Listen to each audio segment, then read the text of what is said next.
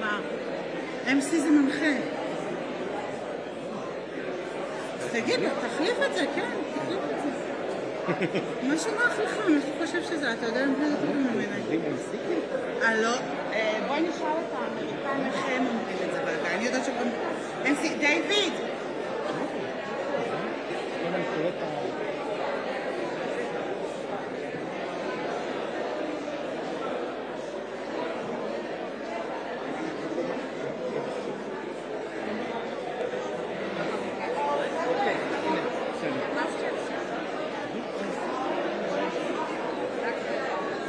אין בעיה.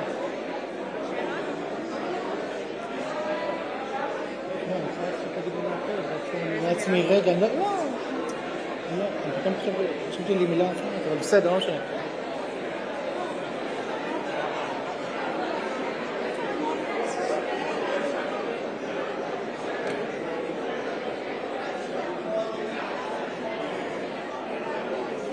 Jeff, הוא public diplomacy. He just moved.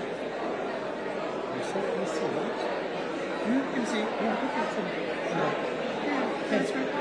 That's the way you say it? It's like, it's not I mean, yeah. I mean, we normally would spell it out E-M-C-E, but it's pronounced MC. Okay, that's okay. Okay. Yeah. That's nice.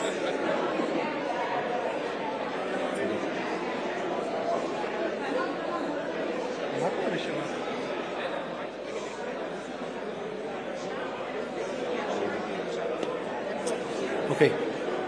Good afternoon, ladies and gentlemen.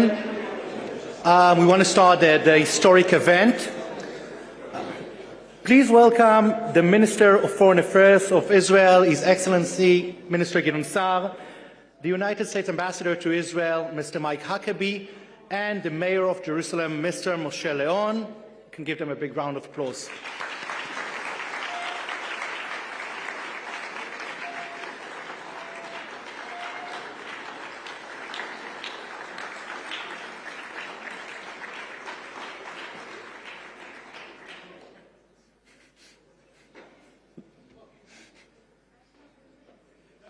We shall wait a few seconds. Who's got a song?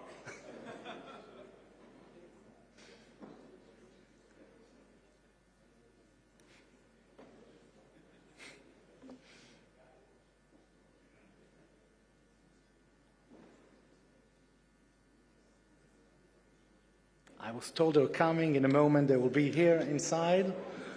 It's okay. This was another 10 minutes. That's good.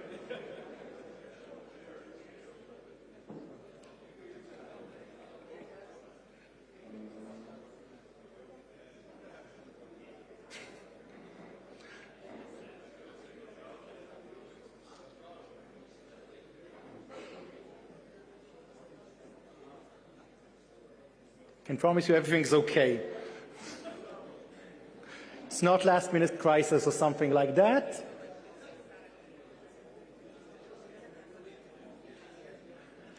And let's also welcome Mrs. Huckabee together with the Ambassador, Mike Huckabee.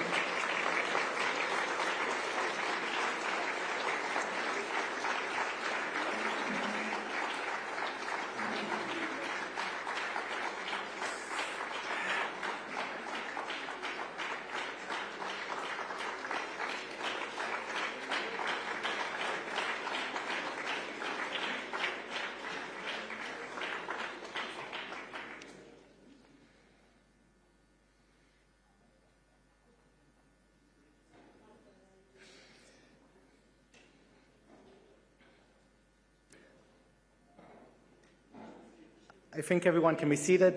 Thank you very much.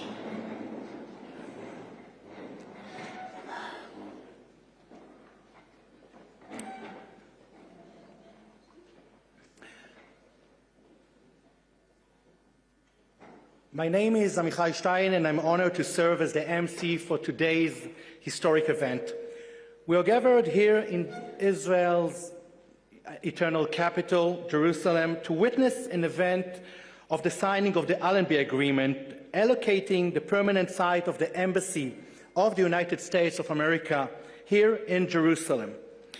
The agreement, named after the Allenby barracks, which stood on the site which the embassy will be moved at the end, marks a successful conclusion of a long and complex process that began almost 4 decades ago. It also represents another important chapter of the implementation of what President Trump announced back in 2017, his decision to recognize Jerusalem as Israel's eternal capital and to relocate the U.S. Embassy from Tel Aviv to Jerusalem.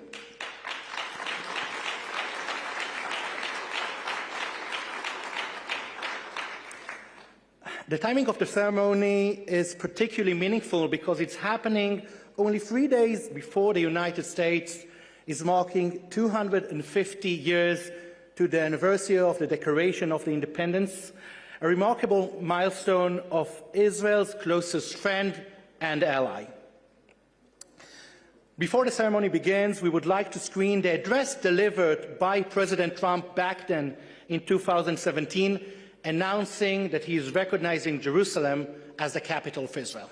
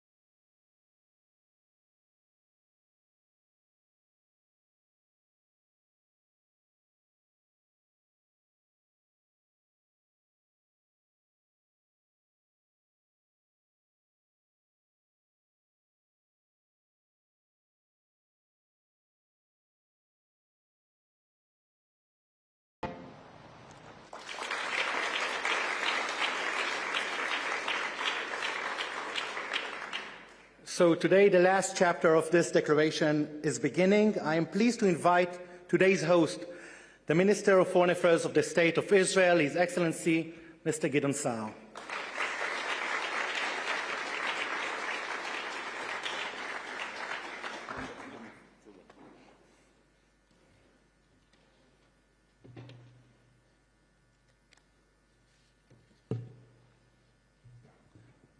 United States Ambassador and his wife, our dear friends, Mike and Janet Huckabee, thank you. Thank you for being us this day. Mayor of Jerusalem, Moshe Lion, my friend, ambassadors, Accountant General, Michal Abadi, Boyanjo from the Finance Ministry, thank you for your important decision, because otherwise it will not happen at all. Director General of the Ministry of Foreign Affairs, Eden Bartal, distinguished guests, dear friends. Today here in Jerusalem, we mark another milestone in the unbreakable alliance between Israel and the United States. President Trump's historic decision in 2017 to move the embassy to Jerusalem set the record straight. And today, with the agreement to begin building a permanent embassy complex, that decision becomes even deeper and more enduring. I want to pay tribute to President Trump for his commitment to Jerusalem. My thanks also go to Prime Minister Benjamin Netanyahu, who led this process together with President Trump. And thank you, Ambassador Mike Huckabee, a true friend of Israel and a true friend of Jerusalem. Mike, thank you for your friendship and unwavering support. And it's also an opportunity to thank you for your contribution to the agreement that was signed framework agreement that was signed a week ago in Washington, D.C. Thank you.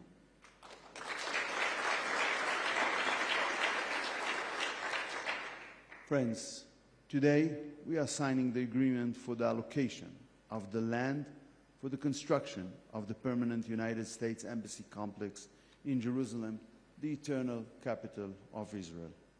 The new site is located in the Allenby compound in Jerusalem and will be allocated for the embassy in accordance with the decision of the government of Israel on this matter. But this agreement is more than a transfer of land. It is a statement that recognizes history and a statement about building the future. We can talk about values, we can talk about freedom and liberty, values that we share and have fought side by side to defend. We can talk about how 250 years ago, Americans, founding fathers, drew inspiration from the biblical forefathers. But alongside our shared values, there is a great strategic asset in the bond between our countries. Israel is the most important strategic asset of the United States in the Middle East. Former U.S. Secretary of State Alexander Haig described Israel as the largest American aircraft carrier in the world that cannot be sunk. He was right, for both of our sakes.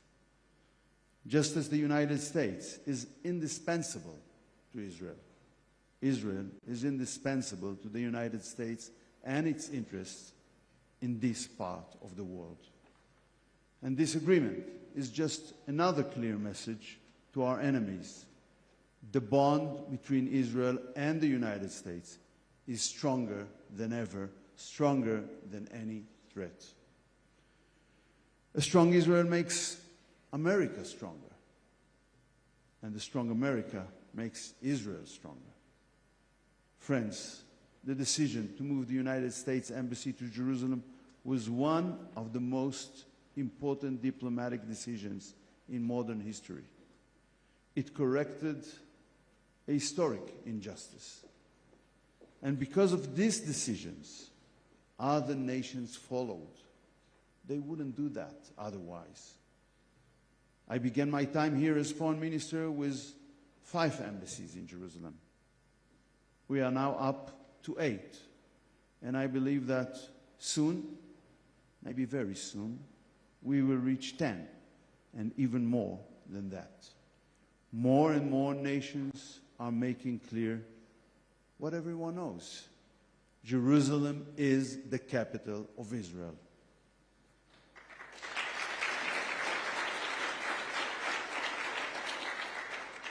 United and undivided.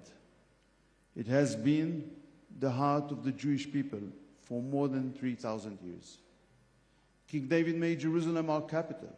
Ever since, the Jewish people have prayed toward Jerusalem. We swore never to forget it. Yet, yes, this weekend, the world, not just America, but the world will mark and celebrate 250 years of American independence. The United States of America has always been and remains a stronghold of freedom and hope for the entire world. I wish the American people happy 4th of July.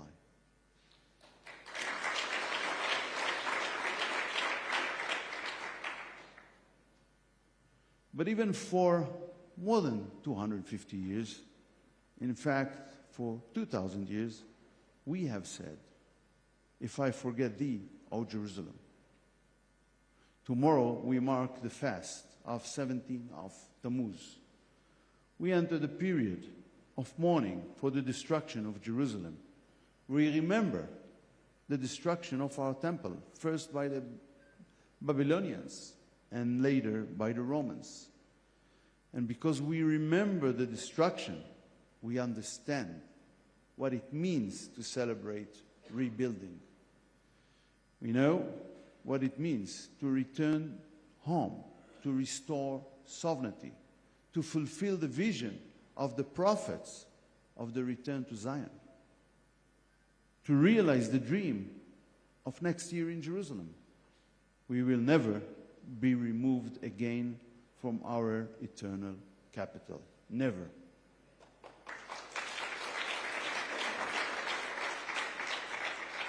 And so when we say this is the permanent home of the U.S. Embassy to Israel, we mean it. God bless the United States of America, and God bless the State of Israel. Thank you.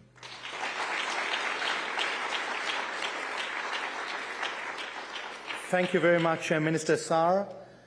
I have the honor to invite the Ambassador of the United States to Israel, His Excellency Mike Huckabee, to address the audience. Thank you, Ambassador.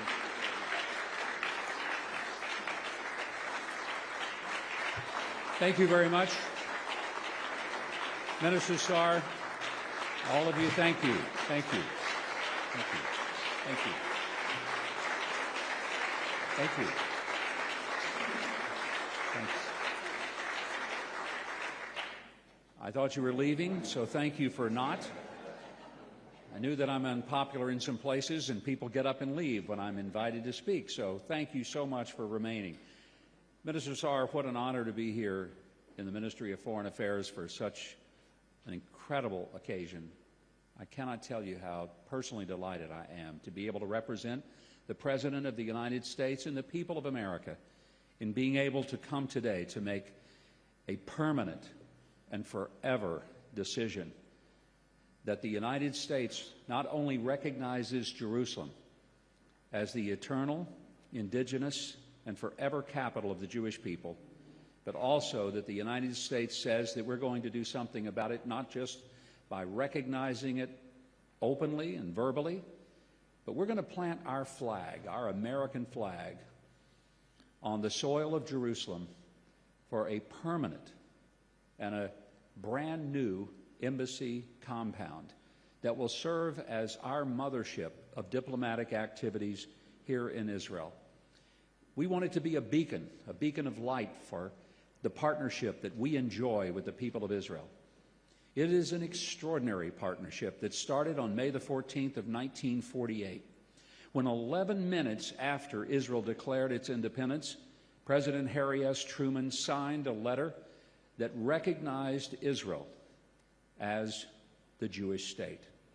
That was not a small thing, because it meant that the power and the influence of the United States said openly to the world, we stand with Israel. In my office at the temporary embassy, I have framed that letter from Harry Truman. It's not the original, let me be clear. It's a copy, but it's an important one, and it's always on my wall. It's a reminder that I serve and represent a country that has never wavered in its understanding that Israel is not only the home for the Jewish state, but it is a partner to the people of America. Today we take a new step in that frontier, and it's one that I'm very proud of. I'm also thrilled that I like to call him my mayor. Mayor Moshe Lion is here, the mayor of Jerusalem. What an honor to be able to plant this flag in the city of Jerusalem. I remember when President Trump made the announcement in 2017, in his first year, during his first term, that he was going to do something that every other president before him for 30 years had promised but never had fulfilled. And that is, we're going to move the embassy to Jerusalem. We're going to recognize Jerusalem as the capital. But always at the last moment, there would be some reason that presidents would take what was in the legislation, which was a waiver that gave them a way out. President Trump did not take the way out. He took the way through. And I was so grateful. I was actually in Jerusalem when he first made that announcement. I was not here with him. I was not in the government. I was here on another reason. It just happened to coincide with his trip. My daughter was working for him at the time, and I was supposed to stay at the King David Hotel on this trip, but because he decided to come, all of us that were booked there were thrown out. And my daughter got the room that I should have had at the King David. I've never let her forget that, but I didn't mind because I was so very proud that the President had come to make a declaration that I had longed to see for my whole life, and that is that we would finally and rightfully stand with Israel where God placed its capital. It's not just that you made that decision. I would say God made that decision 3,800 years ago. And we finally got around to acknowledging what had been determined long before the United States of America came along. I'm proud that on the weekend of our 250th birthday, this announcement is being made. And let me add, I'm also very, very grateful and proud that we're doing this announcement here in this wonderful facility of the Ministry of Foreign Affairs, because the option was to go out to the property itself. I don't know if you've been out very much today, but it's hot outside. There's nothing out there right now. It's a vacant lot. It's hot. There's a lot of debris around that we'll be working on getting cleaned up and made for site preparation so the construction can begin. But I'm pretty sure that you will be grateful that Minister Saar decided that maybe this location would be a better one for the occasion. So, Minister Saar, from the bottom of my heart, I say thank you, sir. Thank you. More than that, thank you for your friendship and all the ways in which you and the Prime Minister and every single official within the Israeli government have helped to accommodate and bring this to be. The Prime Minister has been very instrumental in helping us get to this point. We're grateful for his support, for his enthusiasm for this project going forward. Let me take you back to 2018.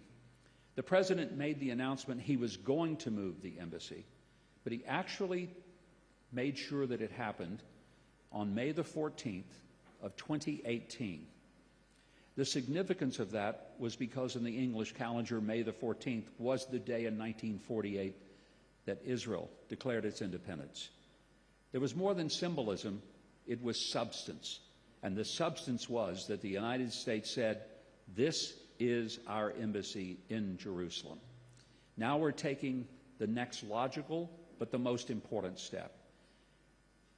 If anyone were to think that that decision by the President was simply a temporary one, only to last through his term, and that someone would come and change it and reverse it, let it be known that by the transfer of this property and by the construction of what will ultimately be a very expensive, massive building for a new embassy complex, this represents not just a decision, but an irreversible decision, so that once and for all we will put our flag, but it will be set in a massive amount of concrete so that nobody will ever try to move that flag from Jerusalem and take it away from the proper capital.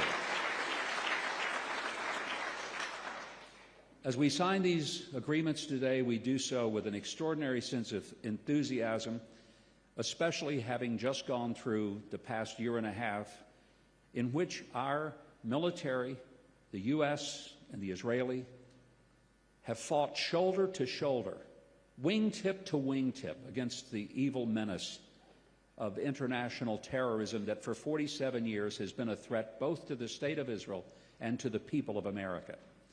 I thank President Trump for recognizing that the threat the Iranians pose was not a threat just to the people of the Middle East and specifically to the people of Israel, but that it has always represented a threat to every single American, and that many Americans have died at the hands of the Iranians and their proxies through these 47 years, and many more would if they had their way. And that's why being able to represent the United States here in this land, truly a holy land, is an extraordinary privilege and honor for me, the likes of which I cannot begin to describe.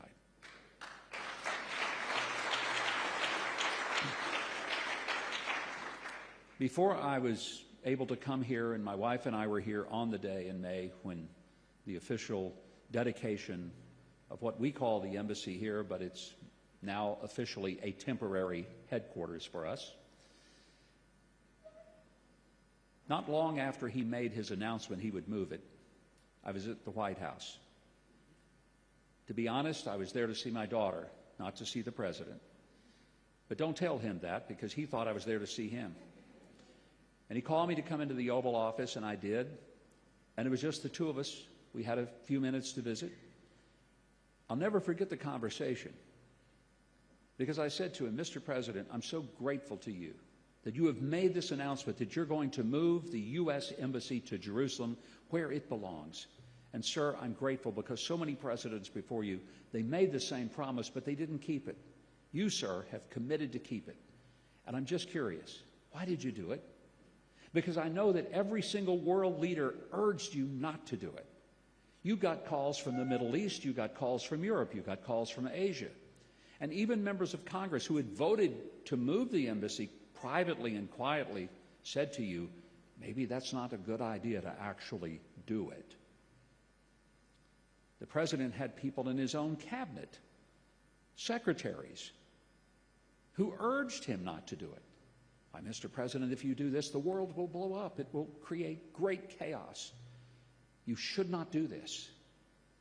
And I said to him, in light of all of this opposition and pressure, sir, why did you do it? I will never forget his answer. It is one of the reasons that I have such an affection and appreciation for President Trump. Because he looked at me very simply and said, well, I said I was going to do it, and it's the right thing to do.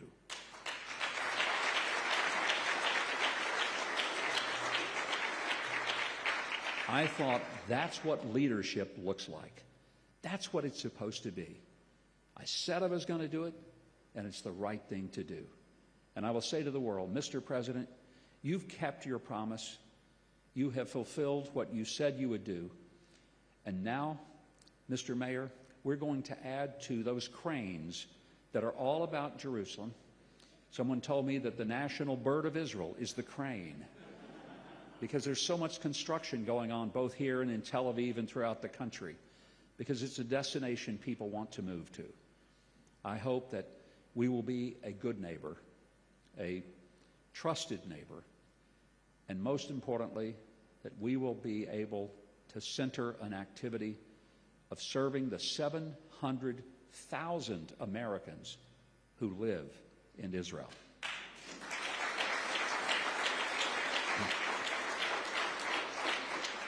And to say, for those of you that don't realize it, 700,000 Americans represent an entire congressional district in the U.S.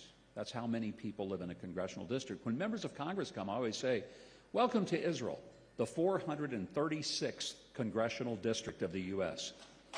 And it is also the place where more people from outside the from the United States live outside the United States anywhere in the world except Mexico.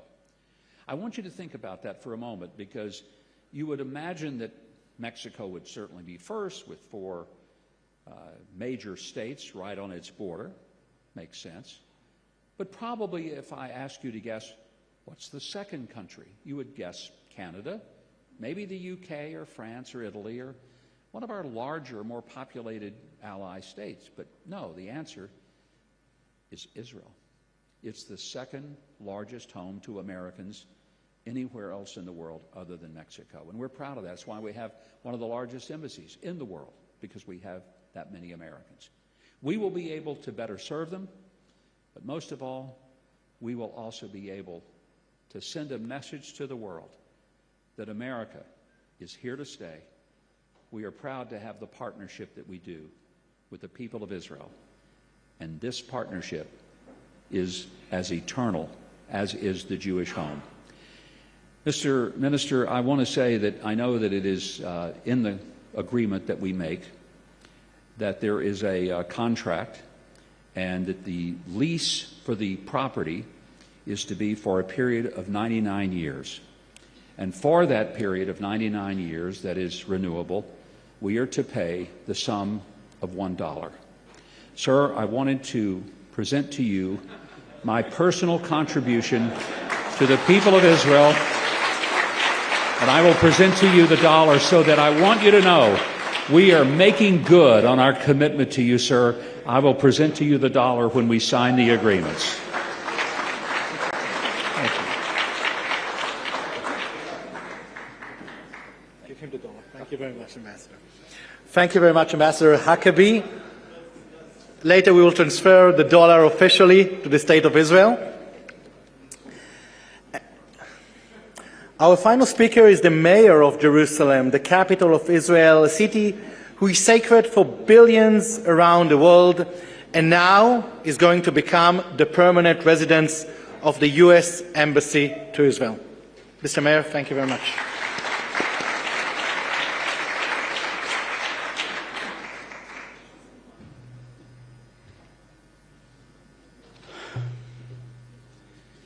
Minister of Foreign Affairs, my friend Gideon Saar, United States Ambassador to Israel, His Excellency Mike Huckabee, my friend, and his wife Jeanette, Director General of the Ministry of Foreign Affairs, Eden Bartal, the Accountant General Michal Abadi Boyanjo, representatives to the Israel Land Authority, ambassadors, distinguished guests, friends. Before King Solomon built the temple in Jerusalem, the Jewish people had the Mishkan, a temporary dwelling for the Shekhinah, the Holy Spirit. According to the Book of Kings, Melachim Aleph, it was 480 years from when the Jewish people left Egypt till King Solomon finally built the temple. Now, I'm not comparing the temple to the American embassy, but if we have learned one thing from history, when it comes to building in Jerusalem, it's never too late. But really, I want to say, as Mayor of Jerusalem, what it means to the people of Jerusalem to have the American embassy firmly on the map in our eternal capital, Jerusalem. Ambassador, this is a medal of pride. This is a badge of honor for the people of Jerusalem. Since the days of King David, we, the Jewish people, have always known that Jerusalem is the capital of Israel. When Grobsel talked of Jesus coming to Jerusalem, he was coming to the capital of Israel. Yet, as we have heard, there are still so many people who refuse to accept our history in the land, in the city. They deny our rights, and they deny simple facts. The history decision of President Donald Trump set the record straight, and today we begin the process of turning the decision on paper into stone. Along this, the U.S., of course, we have other dear friends who have already established their embassies in Jerusalem or have begun to do so. To all of you, I say thank you. This is right decision and a wise decision, because when everyone else also understands the truth, the price of embassies will be much bigger. So today, I say thank you to all of you. Thank you to President Trump for standing with Jerusalem. Thank you to his ambassador, our dear friend, Mike Huckabee, a true defender of Jerusalem. Thank you. Thank you to Minister Saar for leading this important process and hosting us all here today. Jerusalem is in the heart of all of us. And soon, our greatest friend, the USA, will be permanently in the heart of Jerusalem. Thank you. Thank you very much. Thank you very much, Mayor Moshe Lion. And now the moment we have been waiting for. We have now reached the most monumental moment of this ceremony. I invite Foreign Minister Gideon Saar and Ambassador Mike Huckabee to the stage to sign the agreement. And I'll be happy also if they can be joined by the mayor himself. Moshe. No? No. סליחה. אמרתי, סליחה. סליחה.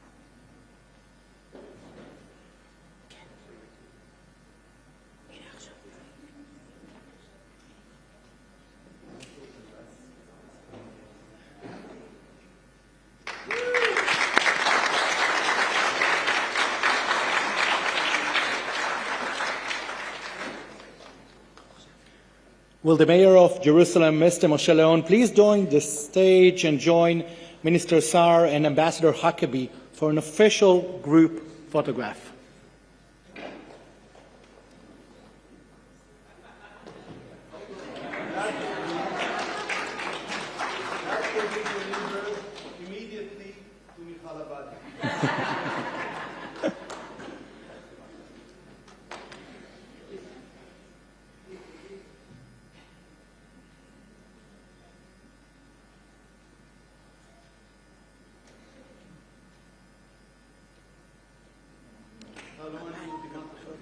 Let's give a big round of applause for this really historic event. We've been waiting for the moment for decades.